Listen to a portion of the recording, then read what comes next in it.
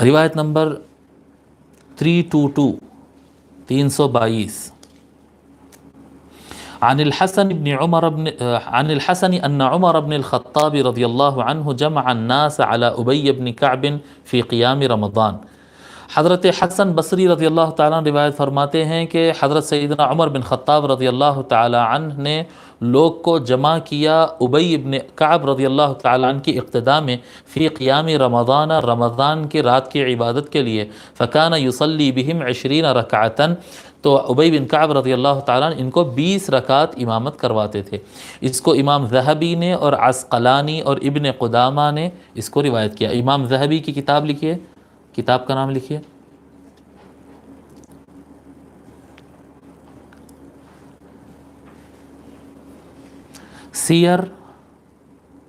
سیرت ان کی جمع ہوتی ہے سیر اعلام النبلاء.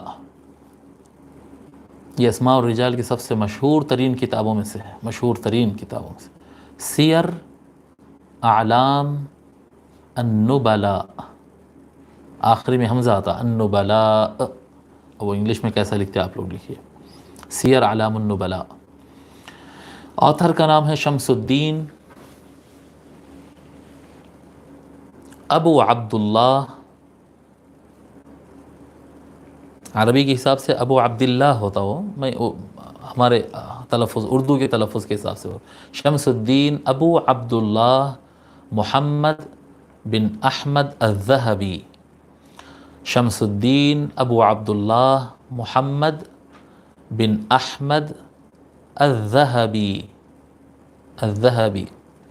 آپ کا انتقال 748 کو ہوا، 748 ہجری میں 748 ہجری میں آپ کا انتقال ہوا. اور ان کی جو کتاب ہے سیر اعلام النبلاء، اس میں اسماء الرجال سے متعلق ہے، یعنی صحابہ کے حالات، تابعین کے حالات، تبع تابعین، حدیث شریف روایت کرنے والے افراد کے حالات اس کے اندر جمع کیے گئے ہیں.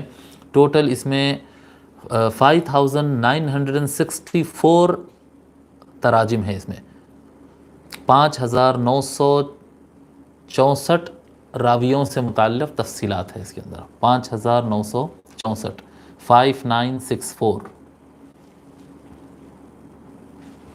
تو امام ذہبی نے اس کو سیر اعلام النبلاء میں، اور عسقلانی نے التلخیص الحبیر میں، اور ابن قدامہ نے المغنی میں روایت کیا. باقی کتابیں ہم لکھ چکے ہیں.